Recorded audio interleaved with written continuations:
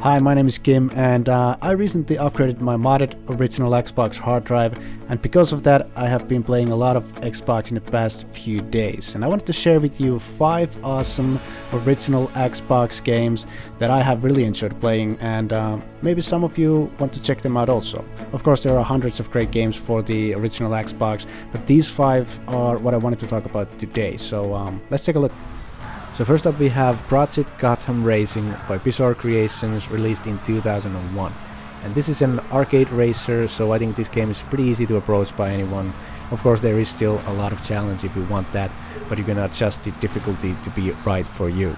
There is also a Project Gotham Racing 2 on the original Xbox, but I prefer the first game over the second one, mainly because it's so smooth to play. As you can see, it's 60 frames per second. It feels so responsive to play, and the second game they changed it to 30 frames per second, so that's mainly the reason why I prefer the first game here.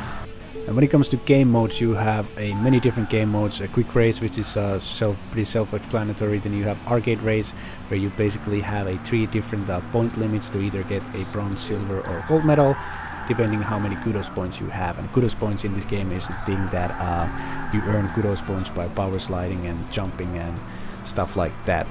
And basically you earn new cars and levels and stuff like that by earning kudos points.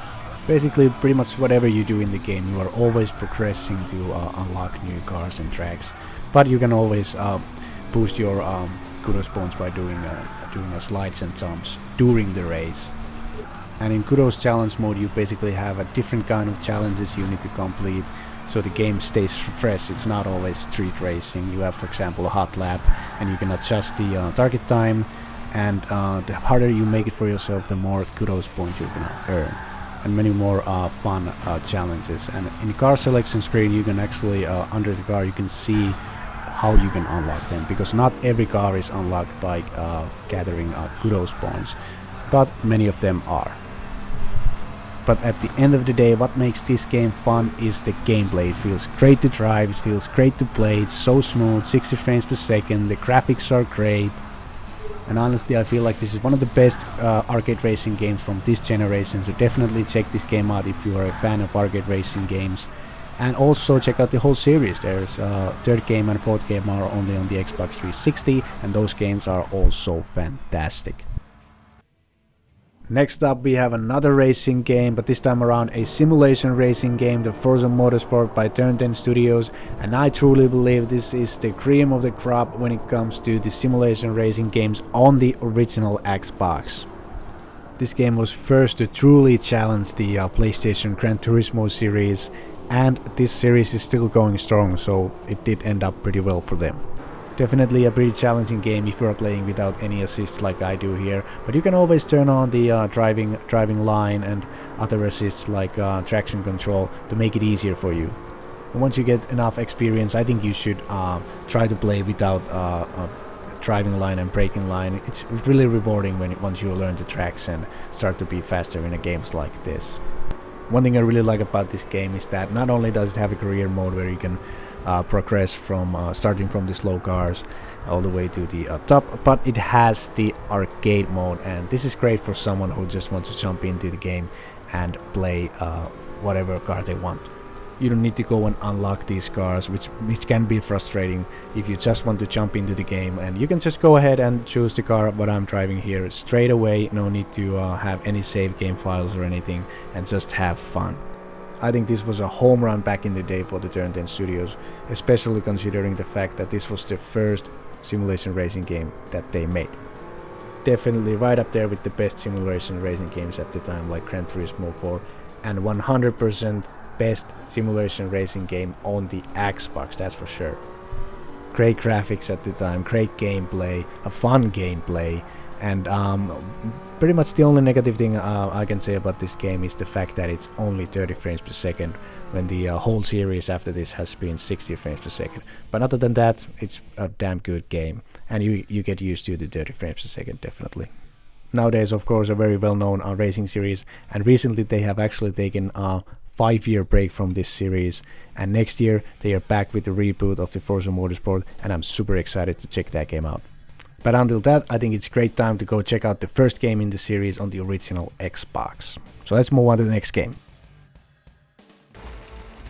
Third game here we have Lord of the Rings, The Return of the King, EA game made by Hypnos Entertainment, and I'm not ashamed to say that this may be my personal favorite movie license game ever. Yeah, I believe it's that good. Of course, I'm a huge fan of the movie trilogy, and I have so many good memories playing this game back in the day with my brother.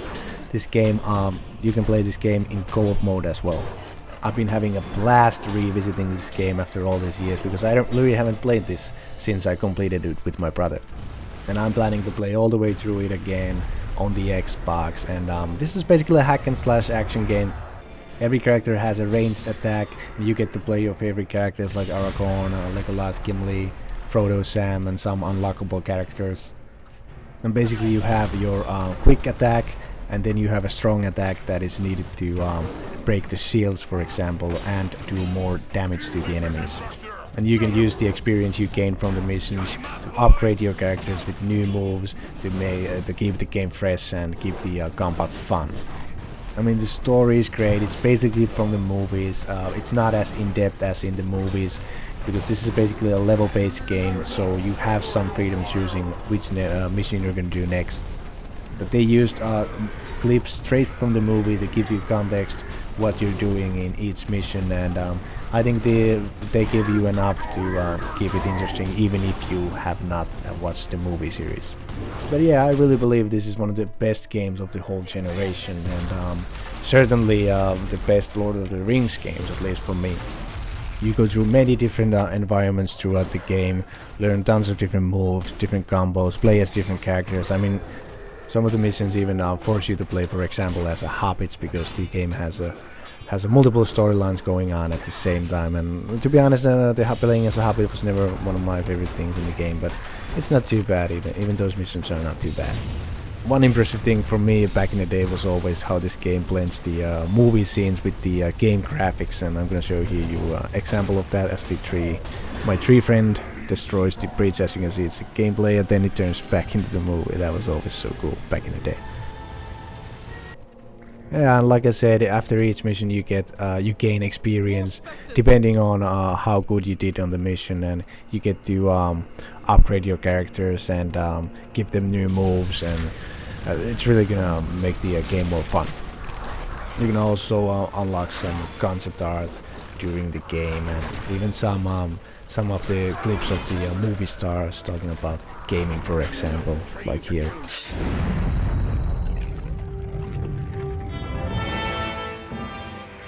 Well, Elijah's a pretty good gamer. The best player would be Elijah. Well, this is where I get to pat myself in the back. I'm definitely a better gamer than the two of them. Yes! Elijah has this insane ability of being able to just grab hold of a console and go through a game. Insane ability. Yeah, if you're a fan of hack and slash games, then you may find this interesting. And well, I actually never was a huge fan of that genre, but this, for some reason, always I have liked a lot. A fantastic game. Check it out.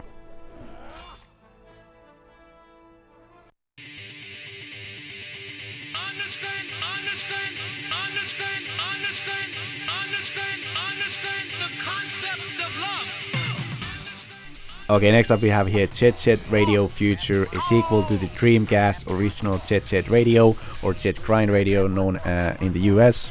A game that I feel like is very often mentioned when people talk about their favorite original Xbox games, so I'm not gonna spend too much time on this, but of course the cel-shaded graphics here, so the graphics really hold up pretty well even to this day, and they really improved the controls and how it feels to move the character in this sequel to the Xbox.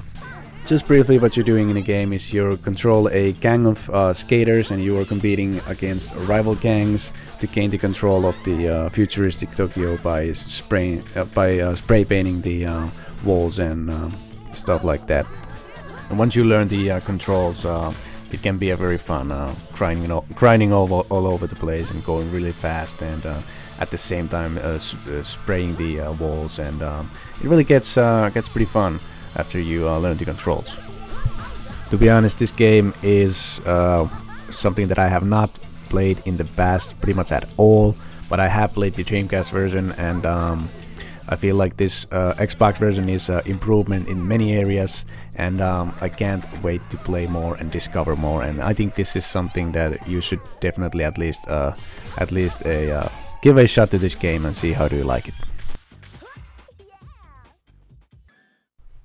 Next up we have Rollercoaster Tycoon, released for the Xbox in 2003, and this is originally a PC game. And I mean, oftentimes games like this ported from the PC are terrible on the console, but this one is fantastic even on the Xbox.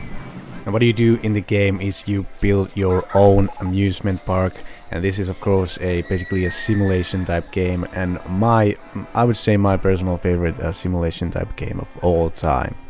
What makes this so much fun is that you get to control pretty much everything in your park, from staff members to prices in your rides and attractions, and you can rename your staff if you want to. You can adjust the prices of every single attraction and ride you have, whatever you want to. You can. There's so much control in this game that it's so hard to just quickly tell you everything that this game offers.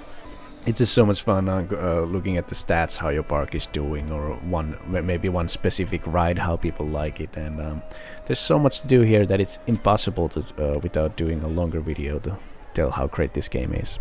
Here you can see me adjusting the prices of one of my roller coasters, because earlier I increased the price for this ride, so I decided to go back and decrease it because I noticed that the lines were getting smaller and smaller. So much fun looking at the stats like this in this game. And a couple minutes later I noticed that okay, now that I lowered the price, people are once again coming into the line, and you can test your ride if you build your own roller coaster to see how it works before you open it. And there's so many things you can customize, so I really like the micromanagement you can do here. So many things you can customize for each ride. And if you are a fan of games like SimCity or other simulation type games, I think you should definitely go and check this out. This is my personal favorite simulation type game of all time. It's fantastic. And of course you can go ahead and play the PC version, that's great, but if you are playing on the Xbox, then this is a great version of the game. A lot of different scenarios to play, and a lot of different attractions and rides to unlock as you play, and you can build, everything can be built from the scratch. For example, the roller coaster, you can, if you don't want to do that, you have pre-built options, and that's great.